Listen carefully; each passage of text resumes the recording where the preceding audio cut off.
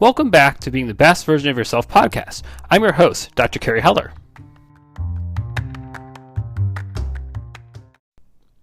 Today, we have a special guest all the way from Australia. We're going to have a fun talk all about productivity. So let's go ahead and jump right in. All right. So today we have Holly here all the way from Australia. Hi. All right. Why don't you introduce yourself? My name is Holly Baker-Bolgerbach. I live in New South Wales in Australia. I'm a clinical counsellor and I also have a martial arts school and a horse riding school. Oh, it sounds like it keeps you busy. Yeah, I'm busy. Well, I guess with that, I guess you have to figure out how to manage your time well to do that. That's the idea. Yeah. Yeah. Sometimes it's easier than others, but that is the theory. Yeah. Right. Well, so I know one of the things that I know you often focus on is this idea of like sacred productivity. And I guess how do you define that? Yeah. So, I mean, mostly I work with women. And one thing I was noticing was this movement towards, talking about how it's not cool to be busy, which I think is a great movement overall. But if we're not busy, if we're talking about not being busy when we are actually busy, that starts to create like a stress point, right? Because most women are busy, most people are busy. So I was thinking around like, what if the things that we're busy with are actually meaningful? Then it doesn't feel like horrible busy work, right? Then we don't want to be hands off. We want to actually be able to get into those things and do them because we enjoy them. So sacred productivity is more in line with this idea that it's okay to be busy when what you're busy with has meaning for you and actually fills you up. Yeah, you can be energized by the busy if it's meaningful and authentic to whatever is important to you, which I guess is that sacred word, right? Well, that sounds great. It definitely seems like a good philosophy, because I think, definitely a lot of people are often very busy and, doing stuff maybe that either is necessary or, they feel things necessary, but it then makes it hard to sort of find the time for things that are really meaningful. That's it. Yeah. And so sacred productivity is more like, are you doing the things that are meaningful? In which case, be as busy as you want, because that will obviously fill your cup. Right. And do you feel like the pandemic had a big impact on a lot of people in terms of this idea of kind of choosing things that are important to them to be busy with? Obviously, yeah. I think that's something that came. I mean, I've been talking about sacred productivity since before the pandemic, but I think it is something that's just kind of mainstream the idea of doing what you love in a different way, and people, it's more accessible to people now. Something happened where a lot of people had a lot of downtime, and they found out that the way that they'd like to spend their time is not what they were doing before. So that just gives permission, doesn't it? Like self permission. Right. Yeah. And I guess how do you so if someone comes to you and says, I'm so busy, I have so much to do, that I absolutely have to do, how do I actually find that time for myself? Like what might be something you might suggest to them? I think one of the first points is prioritize. Like that's what I'm always talking about. And so, there might be 30 things that you have to do in a day, but if you don't prioritize what's the most important to you on that day, then you're just going to keep going around in circles. And what's important today might be different tomorrow. So prioritizing and reprioritizing regularly is really important because, seasons change, seasons of life change, situations change, your health changes, like all these sort of more minute things can shift you through the day. And that priority is going to shift based on that. And so if we address that rather than a list of priorities that's a lot more external than ourselves, it becomes something that, again, feels meaningful, feels like it's something that's worth doing. That makes a lot of sense. I mean, one of the things I see a lot of the clients I work with is this idea it's hard to tolerate not being productive or to tolerate not getting stuff done. I don't know. Do you see that a lot in sort of this, that even if people are, doing things like in the meeting, how do they tolerate that feeling of, oh, I have all this stuff on my do list that's not getting done? Yeah. I love that word, tolerate. That's something I think about, like how much of a relationship someone can have with being uncomfortable, with being bored and with being rushed. And then working within that, within that field of rushed to boredom and the discomfort of all of those things, because some people don't want to stop. like you said, they need to tolerate not stopping, but also the stopping is intolerable for some people too. Like it just goes both ways, right? So thinking about if you think your biggest priority is just to keep moving, then what's the momentum for? Yeah. So again, like looking at what's the meaning of it, what's the authentic reason that you're doing this particular busyness, productivityness, and checking in whether or not it actually makes sense to what you want on a bigger picture, like in your bigger vision, in a broader space of the world of how you want the world to be. Is this intolerable not busyness, or intolerable stopping, actually match what you want from the world? Does that make Hmm. sense? I feel like Yeah, I no, sort of yeah, went no, in a definitely. circle. Like I think especially on like a bigger level of being able to, I think in the moment, if you have stuff you absolutely have to get done, it's one thing. But I get at a bigger level, like, so you don't get in a position like forever, like in this position of like constantly doing the stuff you don't want to be doing. Mhm, mhm. Um, And being busy for busy's sake, right? That doesn't help anyone. right. I mean, I think it also brings up there's certainly people I imagine that stay busy because it provides a distraction from other stuff. But or another way of approaching it too is the idea of if you get stuff done, then maybe if you're stressed because you have stuff you have to get done, and the stress gets relieved when you get the things done, then that creates sort of another dynamic around how do you like prioritize and balance stuff. If it's a question of I'm going to be more stressed because all this stuff on my do list I actually should do at some point didn't get done, versus if I do it, I'm not going to have downtime, but then I'm going to at least sort of have gotten stuff done and be more relaxed in theory. Mm. Yeah. And have you ever noticed that sometimes there's a lot of little things on a list, but you just get one of those done and then everything feels like it's more spacious, like you actually have more time suddenly, even though they're all sort of equivalent in amount of time that they might take, or even in priority. Sometimes there's certain things that are making us stuck because they're maybe super uncomfortable, and then there's others that are just easy and you flick through them and it doesn't feel like anything's changed. Yeah, no, I mean, I agree. And I think that a lot of times for people, it's, essentially, even if something takes like a minute or two to do, if you can knock it off and have less things in a list, it's oftentimes less overwhelming. Or the same thing where if you're going to have, I don't know, like more than like, I don't know, I would say often to people, maybe like 10 things in like an electronic task list, it's often good to divide into a different list so that you're not looking at everything at once, but only looking at what you actually planned out to do that day. Yeah. So I created a planner, and that's exactly the design of it. Is like there's only 3 things a day on those lists. You can fast forward and you can put other things on lists on other days, but they fill up really quickly anyway. But then you're only looking each day. You're only looking at like what are the 3 most important priorities for this day for me, and it makes it a lot more achievable, right? Hmm. Yeah. But then what do you do about other stuff like beyond like those most important things? Like do you then plan out those other things as well in some way? Yeah, for sure. When we say important priorities, that might not mean the thing that's most meaningful to me. It might mean like we've got to take my kid to the doctor. Yeah, like I mean, your kid's important, obviously, Right. but it's not the thing that like makes your world sing. So there's got to be a balance, right? Is kind of what I hear you asking. Like, what's the Right. in between like the things that you don't want to do and the things that you really want to do, and how do you get all those things done?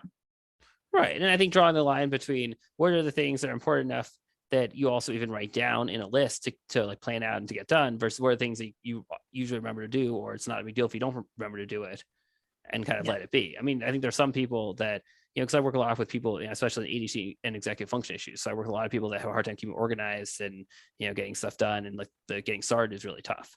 And so with that, some people need, I mean, reminders of every little thing. Yeah, otherwise, just nothing gets done. For others, it's so overwhelming that, there's one, pick a couple big things and then use that as like the launching off point. And this, like the idea of, I don't know, memory check email for some people is enough. They don't need to, have as a task, but others that would not check email for days or more without it in a reminder list. Mhm. Well, and I think it like there's an element of practice and there's an element of steps, like those bigger things we have to, that whole idea of breaking it down, but not just breaking it down into like these recognizable parts, but realizing that everywhere you want to go and everything that you want to be productive about has steps, and that you don't go from 0 to 100. So just because you want to make something happen, or you want a new car, or you want to live in a particular way, whatever it is, none of those things happen today. Like they're little steps that we make, and And as we start to pull in all those other little listy things that we have that seem irrelevant, they eventually will weave into the main. If it really is our priority, all those little bits get woven into getting us to on those steps to the real big things that we want. Now that's the sacred part of the sacred productivity. Right. Well, I think there's it sounds there's definitely an art to it. And in Yeah, terms it's of this, practice. right.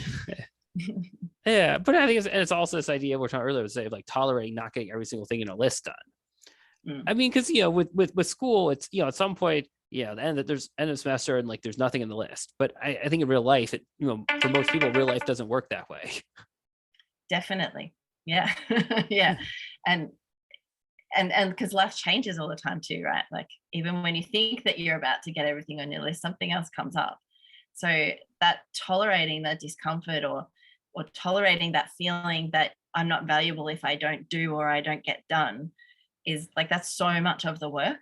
We could talk, I think there's plenty of books that tell you how to make the best goals and how to prioritize your time and 168 hours in a day and blah, blah, blah, all that stuff in a week, sorry. But if we can't be with ourselves when we're stressed, busy, not busy, working towards something, then it doesn't actually matter because we'll just continue on that cycle, on that wheel. And I agree. I think that like the mental health piece is crucial. That people are not going to function. Sort of if you don't sort of take care of yourself, and that's definitely vital towards even being productive down the line too. Mm-hmm. Yeah, and I wonder how much, like you said, like say for example for school, like most people have been through school and they've been shown that when you tick your things off your list and you hand in your right pieces of paper at the right time, then you're a good person. So how many of our values about ourselves are taken from those kind of frameworks in our lives that tell us like if you do then you're good. And so when we talk about tolerability, how do I tolerate this feeling of stopping when I've got nothing to do? We have to start asking ourselves, like, how do I tolerate this feeling of not having value if I'm not doing? And what does that mean? How do I find my value if I'm not doing, et cetera, et cetera? Right. Because then it seems like it gets this idea of like, find the activities that if you want to do something, it's about doing the activity because of value, not just to keep busy. Yeah. But I mean, sorry, I think there's some people that sort of like to keep busy in general and others that just wish they were less busy.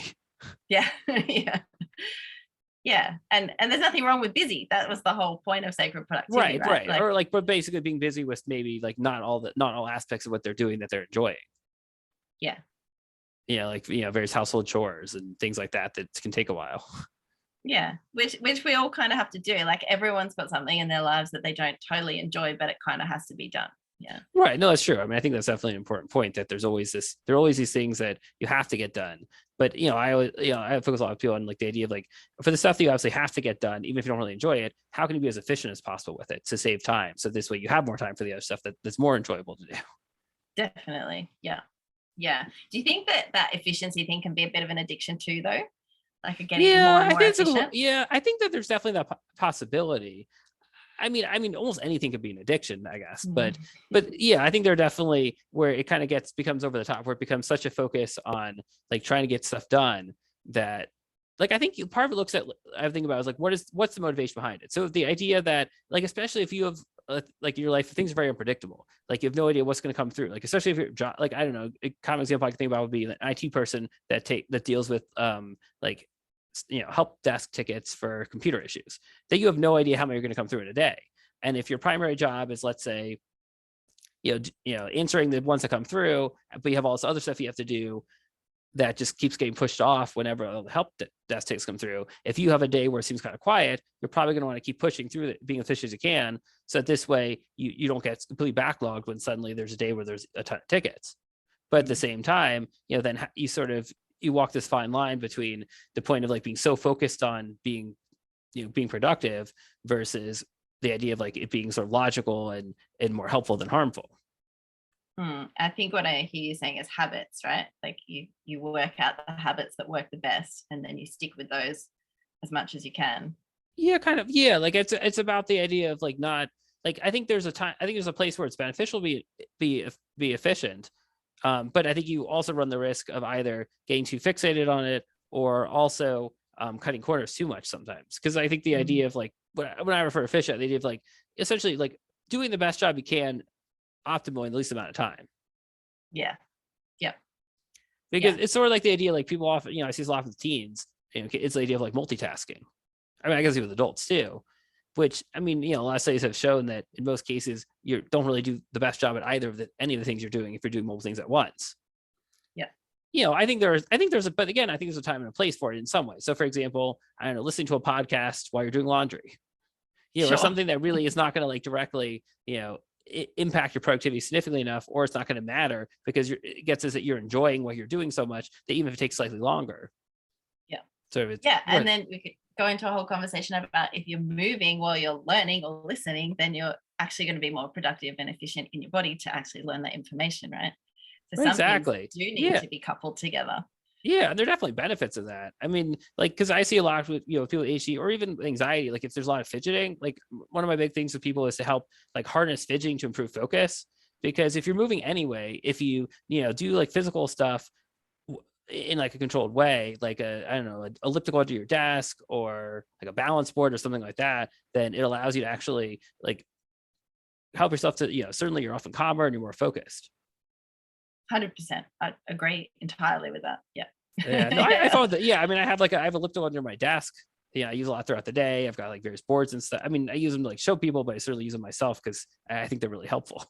Yeah. No, well, I'm sitting on a ball right now for the same reason. And I'm always wriggling. I always say to new clients, if they're online, like I'll probably be wriggling and moving and bouncing, and you're welcome to as well. And I think now what we're talking about is bringing the whole body into your productivity, which is that's a pretty new idea, I think, in terms of, that's not what people have been talking about around productivity for a long time.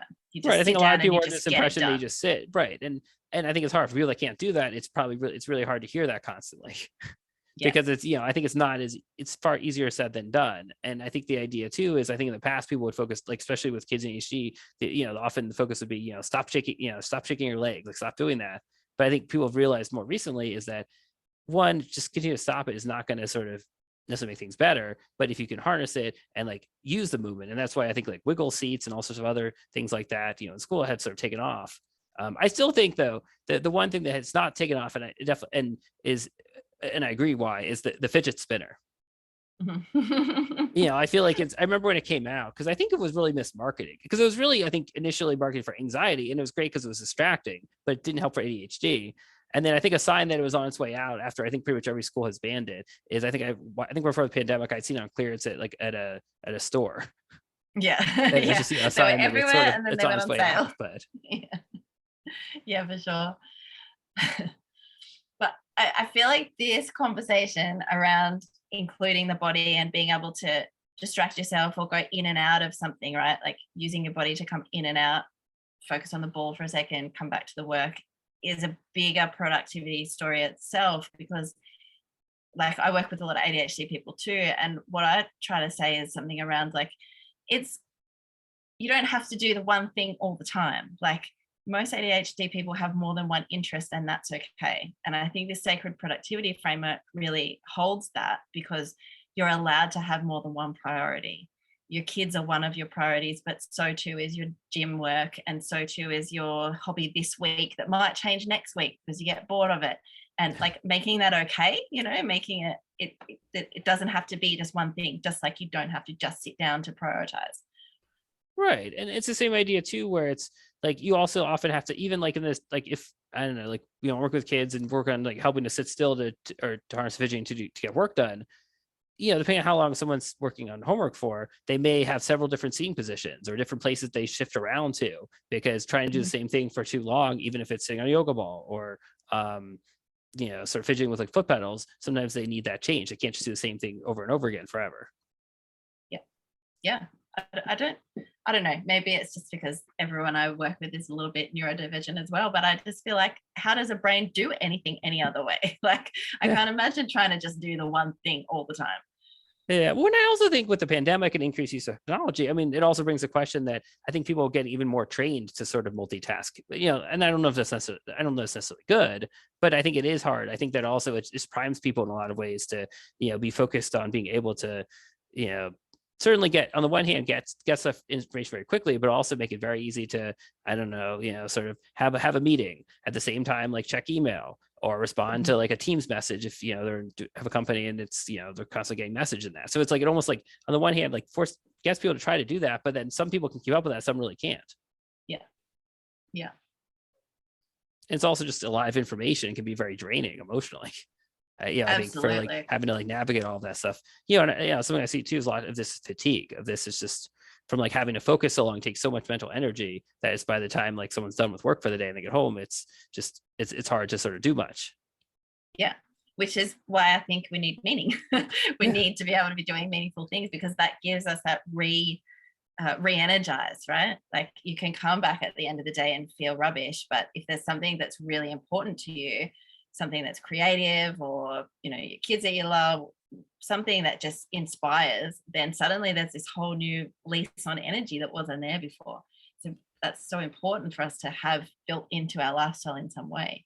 Yeah, no, I agree. I mean, it definitely gives you like a reason to sort of be motivated to do all the things you're doing, the stuff you like and the stuff you don't like. Exactly. Yeah. And it feels like more balanced then, right? Right. Well, and I also think it makes it easier to get through the stuff that you don't enjoy doing as much, because you know that sort of you have all this other stuff that you do enjoy. And so it's only a small part of your life that of these things you don't enjoy. Yeah.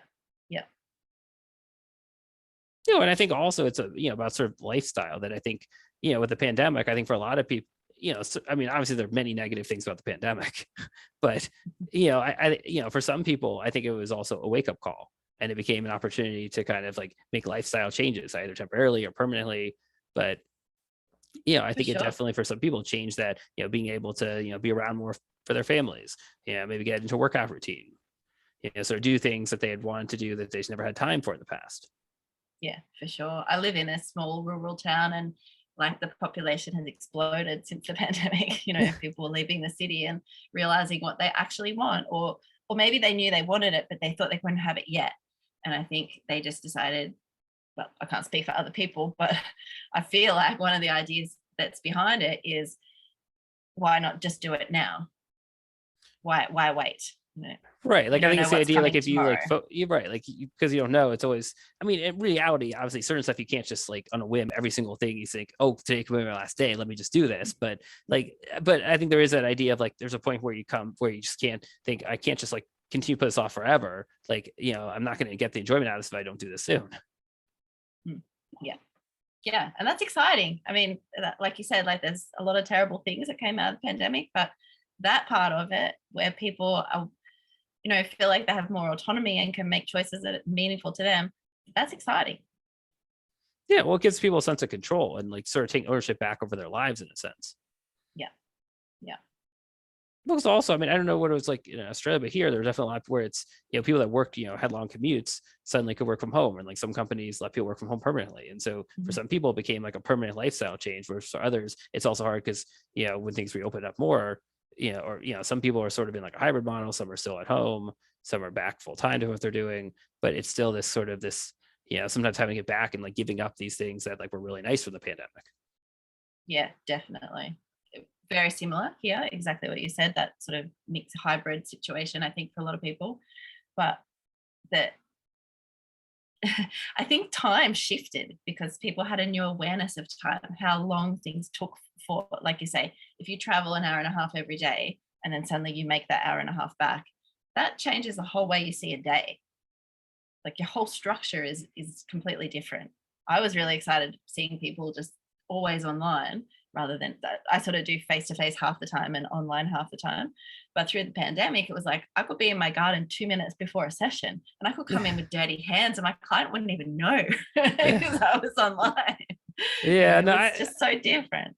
yeah, no, I had a similar experience. I mean, it was really nice because I could, well, especially earlier on in the pandemic, my kids were home, so I could basically, go play basketball with them if I had a break, or I try to time it when they had their, I guess, equivalent of recess time, Yeah. sometimes, and take a break, and or even if I need, I don't have as much that always piles up in the evenings because if I have an extra break during the day, I can actually just get stuff done at home as opposed to then coming home from the office and have everything because I work till like 9 a lot of the time. Like being able to then just have less to do, just definitely it's a better way of life. But also just I think getting more movement in throughout the day too, of just I think it's different sort of being in an office environment the whole time, like versus like having that flexibility to like have more control over your space. Yeah, it's I think exciting for the future. yeah, no, it is. I mean, it definitely like, and I mean, obviously there are some people where, depending on what you're focusing on in person or for other factors works better. But I mean, at least I've had a lot of people work. I think for a lot, it actually works a lot better doing it virtually because I think that it's, it saves time. Because like for a lot of the teams I work with, if you think about how long it takes them to come to my office and, the time they lose travel time for they're getting homework done. Because a lot of what I work with them on is, helping to be more efficient and keep track of their own assignments. They save so much time. Yeah, and online training too, right? Like for me, because I live in the country, any professional development work I want to do, I have to travel. So there's travel time, there's accommodation, that there's whole days just lost that you can't work. But it's like now everyone's thinking about how do they make their training online so that so many more people can access it. It just makes life so much easier. Yeah, no, it's great. I mean, because I've done this one, I've done I don't know how many talks online for conferences and stuff like that, and certainly for the ones that were supposed to be like really far away, it was definitely the shortest commute I've ever had to present. I mean, it's hard. I think there's something that I think does get missed sometimes with presentations, like depending on what it is, like by not having the audience feedback. Like I find that to be sort of strange sometimes doing a presentation and like either not being able to see the audience or like seeing various people like doing stuff on, on their phone or some other thing, like half involved, engaged. But whereas, in person, I mean, certainly I guess I can see that in person sometimes too. But, I think it's just a different feel. But from Venus perspective, it's really nice. Just, so I can, have an appointment and 5 minutes later, jump on and do a presentation. Yeah. Yeah. And what I like going back to thinking about that around the pandemic, what I tried to do with that extra time was not fill it with busy for the sake of busy, but fill it with things that I knew were actually meaningful for me, like that I maybe wouldn't have time to do if it wasn't this kind of setup at the time. So that I think that's something I'm trying to carry forward even now. So there's liminal spaces, any in between moments. Can I do I want to fill it with like a heap more paperwork, or do I want to fill it with something that's driving towards my vision, something that feels like it's worthwhile and it's in those top priorities? Because I'll still make time to do the paperwork eventually, but there's little spaces that I can capture, like you said, going out and playing basketball with your kids. Like, how do I still find those? Right? Does that make sense? Yeah. Well, I think it's about prioritizing because it's like if like for me, like I'm probably like slightly different now. Like the way that I would do with the paperwork is like I really hate when paperwork piles up. It really irritates me. Same thing with like emails. Like, the last thing I want to see is like, I don't know, 30 emails I have to respond to at once. And so like for me, like I feel like I like strike a good balance between, basically, taking time to like do the paperwork, deal with emails, but also like try to find that time to like have that time to like do stuff for myself, as well. I mean, it's still a work in progress. I still think I definitely have a lot of room for improvement, but Yeah. but I think figuring out like when is the time to like get that stuff done for me so it doesn't pile up more, but at the same time also take that time, don't return that phone call that's not urgent right away when I can return an hour later, and to take time to hang out with my kids around dinner time or some other time of day, or go for a walk if the weather's nice, or do something else that's meaningful and enjoy. Yeah, totally. Yeah. So this is all that practice, isn't it?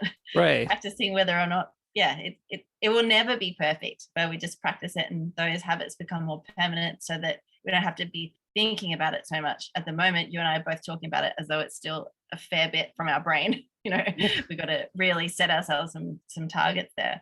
But eventually you get to a place, the more you practice, that it just is the habit. And yep, you do the paperwork then, and then there's always space to hang out with those family members or whatever it is that you need to do, you want to do. Right, exactly. Yeah, and I think just in general, I found like the more like you can just reduce clutter in general, like even not just physical, but even like all the notifications on a phone, exchange notifications on a computer, junk email, like all of it. Just I find it's just so much more like there's just something that's like I don't know, like I find sometimes it's like there's this idea where I don't know, like it could be even it could even be like an actual like a workday morning. But if I'm not getting interrupted that much by phone calls or emails, I can like sit and like get done what I want, or take a few minutes to do something. There's just it's like this like calming, it's so peaceful. But it doesn't in some ways like I could have that feeling, I guess they're on a weekend as well. But there's something about the fact that it's not necessarily about like the time of day, because I've had days where it's very different, but it's just something about like being able to like just either shut things off or not be interrupted that just leads to this like this calm, like productive feeling too. Oh, totally. Totally. I don't have any dings on anything that I own. the emails, the phones. My phone's always on do not disturb. So yeah, I get to it when I get to it, and there might be like at the end of a workday there could be 20 messages there, but it feels I prefer to chunk Yeah. those sorts of things that aren't that fun in the first place. I hate talking on the phone. So if I just chunk it all together and say that's the half hour that I'm going to check my phone, then that feels a lot easier than those constant rings. Yeah. Yeah. I'm not a big fan. I mean, I feel like I've done whatever I can to like minimize phone calls. Having to like, I in general have found like, what I've done, I guess, in recent time is also because I find it a lot easier. Like if someone calls, most cases, I'm not gonna be able to pick up anyway. So I have to call them back. And then it's, trying to play phone tag. Whereas if I like, have a way of contacting them, like a text or an email, and then I can, say, here are times I'm free, let me know what works for you. Then I don't have to deal with like calling. Plus it allows me to have a sense before I even get into a phone call, like what to expect. Mm-hmm. Yeah. Or I've like set up more like online scheduling stuff too, to sort of minimize, so exchange phone calls when it's much easier to like be able to like, no, I'm going to go talk to this new person. I have the basic information on like what to expect, what they need from me. Whereas I think it's very different when it's a quick message, or sometimes you get a message, you have no idea what they actually want. They just say, here's my name, please call me. Yes. Yeah. Those ones always get to the bottom of my list. If you don't tell me what you want, you probably won't get priority. Yeah, but I think also even from like a prioritization standpoint, I think after a while, I don't know, at least for me, like I get, when I see a voicemail, I can often tell pretty fast, like if it's something that like is urgent, if it's something that's even a good fit for like what I do, in terms of it's a work related one, I can tell pretty fast if it's spam. Yeah. Yeah. What did we do with this level of technology? Remember when people just had like a ringing phone in their kitchen and they had to pick it up and answer it? Yeah, I mean, I can't imagine like obviously with the pandemic, I mean, had there not been all this technology, it would have been a very different world. Yeah, but in general, just even, I mean, there are still some clinicians I know that just, or at least a few I can think of that like don't really use email for work and it's, I can't, I mean, on the one hand, I think sometimes it cuts back on people contacting you because I think it's a lot easier for someone to just send an email about stuff rather than take the time to call. But I can't imagine like having to devote, I don't know how many hours it would take if like I didn't have email, how much I'd be on the phone during the day rather than being able to actually work with people or like get other stuff done. Yeah. Yeah, definitely. So this was fun. There's definitely really fun chatting. I guess like, do you have any, is there anything else like you want to share or like either mention about yourself, or certainly I'd love for you to kind of tell us, where people can find you and things like that, and anything like along those lines that you'd like to sort of share. Yeah. No, I think we covered a lot of the points that I think are important around sacred productivity, that autonomy and those questions around what is my self-value and how do I get past the discomfort of either being too busy or not being busy enough. All of that stuff we've done really well to talk about. And I guess I would just comment, you're in the Northern Hemisphere, so it's not so relevant probably to your listeners, but I have a planner that I created around this sacred productivity idea. And it's 100% based for the Southern Hemisphere because it's, rather than a linear diary, it's actually all cyclical and circular. And some of your listeners may or may not know that, the sun is at the highest point for you guys in the south, but it's at the highest point for us in the north. And so if I have a cyclical kind of plan and I'm looking at what is the most intense part of the day and what's the least intense, it looks different on a piece of paper for me than it does for you. So that's why I say it's only a Southern Hemisphere one. And we look at the seasons there too. So for us, winter is in June, but for you guys, obviously that's summer. So the idea of that is that we're starting to look at how to balance these things that you and I have been talking about today, Kerry, like the stuff that's meaningful and the stuff that you have to do. And if we realize that the world actually is a balance of light and dark, hot and cold, all those half and half sort of things, then that is a kind of a framework to think about our own days planning as well, and our week and the whole year. We can split it into those seasons. So for example, in summer, we usually have a lot more energy in summer, right? The days are longer, that we're ready to go more intensely. For us, that's around Christmas time and the new year. So that sort of builds into the way that you would structure your year. And then in winter, like the days are shorter, you feel a bit more internal, you're not out in the world as intensely. So that all comes together in this planner. So that's a whole way of thinking about productivity that I think not many people are doing. And that's certainly like that's a whole other podcast, right? We could talk about that for hours. But yeah, so that's the way, that's sort of the filter that I look at the productivity through. So if people are interested in that, I mean, you could take the Southern Hemisphere planner and make it make sense for you in Northern Hemisphere world. But I'm not making a different planner because it's hours of work every year. To do that. Yeah, well, that's cool though. I just never really thought about the difference in like the hemisphere and that piece of it. Yeah, well, yeah, you guys don't have to, because there's so many more of you, and everything is made for your world, not ours. We have to make our own down here. But that's all. There's a benefit in each, sort of figuring out if making whatever fits for them, since one size doesn't fit all for most things. 100%. Yeah. So, all right, and I guess if people want to find you, how can they find you? Yeah, so I and that planner are at instituteforselfcrafting.com. Self-crafting is kind of the overarching brand that's focusing, instead of so much on prioritizing self-mastery, self-crafting asks us to be continually creating and producing things that shape and change based on the experience that we have at any time in our lives. So instituteforselfcrafting.com is where you'll find me. Or I'm just Holly Baker Bolgerback on all the social places. And I'm sure your spelling will be right on that one, Carrie, and they can look it up there on the link to their podcast. I'll make sure to copy and paste. Yeah, well, thank you so much for coming on. This is really a lot of fun. Yeah, you too. I appreciate it. And I'd love to hear from people and, see what else we can all create together with these ideas, because you and I have got ideas, Carrie, but there's so many things that other people can add to that. And I find that's the really exciting part of this work. Yeah, no, definitely. I agree. All right, let me just,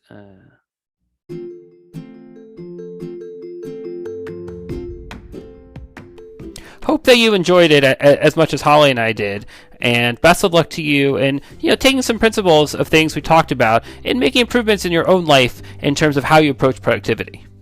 Take care and good luck.